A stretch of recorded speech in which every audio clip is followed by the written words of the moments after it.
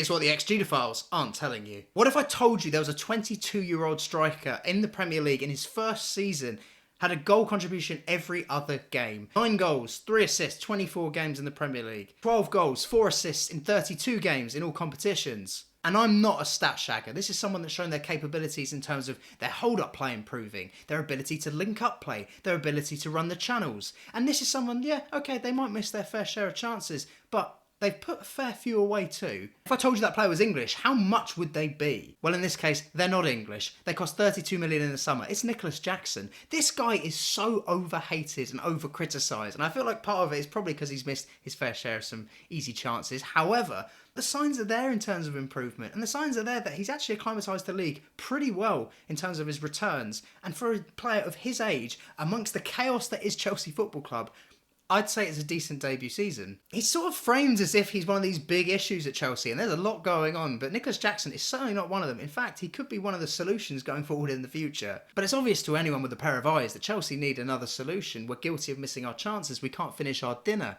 And Osimhen is the name that we are linked to so prevalently. But for me, it's a no. Not just because it's 120 million, but because I also think Ivan Toney is the one that Chelsea need. I've always been Team Toney because this is a player that excels in every facet a striker needs to excel at. Link-up play there, passing, got it. Runs channels, got it. Hold-up play there, can score goals, got it. Variety of goals from range, free kicks, he's got it all. Someone like Osimhen might thrive in a different sense in terms of how he rolls defenders. It's Drogba-esque, or perhaps the fact that he's more of a cold killer in front of goal than Ivan Toney. But in terms of a complete striker, Toney's the real deal, and interest has cooled off a bit in recent weeks with other clubs. That seems to be down to the nature of the human himself, Ivan Toney, and people might argue, oh, it's an attitude problem. Could it be Romelu Lukaku 2.0? No, it won't be. He is someone that fits Chelsea. He is someone that fits the mesh of the club, that bastardry, that shithousery, the fact that he'll buy fouls or he'll take the piss or he'll be chirping in defenders' ears. I mean, Levi Colwill actually spoke before saying Ivan Toney's someone he came up against and he didn't realise how much chatter he was getting. That's something we as fans can get behind, and he's someone that fits what Chelsea need. He's a bit of a Diego Costa in that regard. Or even someone like Mitrovic. I'm not even against the idea of bringing Mitrovic back from Saudi. I'm not even taking the piss. But what Toney has that perhaps Mitrovic lacks is I think Toney and Jackson could coexist, and I also think they could do a solitary role too.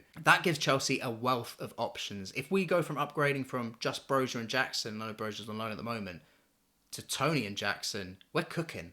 It gives us more goal outlets, but it also gives us more variety in squad selections. I'm not discrediting Osimhen by any means. I just think his ability to perhaps coexist with another striker would prove more difficult than someone like Toney, as well as the fact he's double the price of Toney. And at the moment, can we spend? Can we do any of that? Are we going to get a points deduction? I thought about covering that in a full-length video. However, I'm not going to lie. I've heard this shit before. All I've heard off media and rival fans for however long is just this. It's just wah. Last year, what do we hear? They got to sell everyone. They got to do this. FFP. Didn't happen. Year before, they're going to be liquidated. They're finished. Roman's got it. Didn't happen.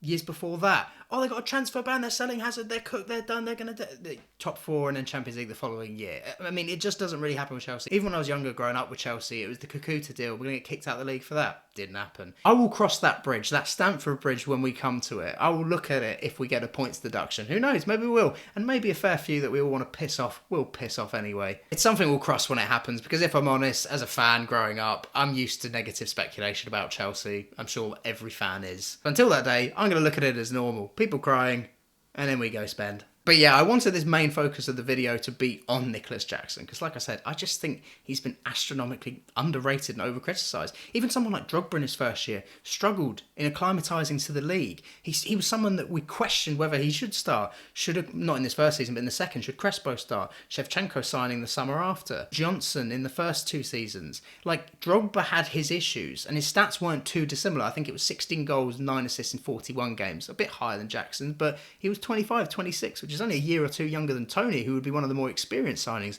as opposed to 22-year-old Jackson. And I'm not comparing Drogba and Jackson in the slightest as players. If Jackson can go on to be half the player that Didier Drogba was, we've had a hell of a bargain at 32 million from Villarreal. I hope you guys did enjoy that. Hit like, hit subscribe, up the Chelsea.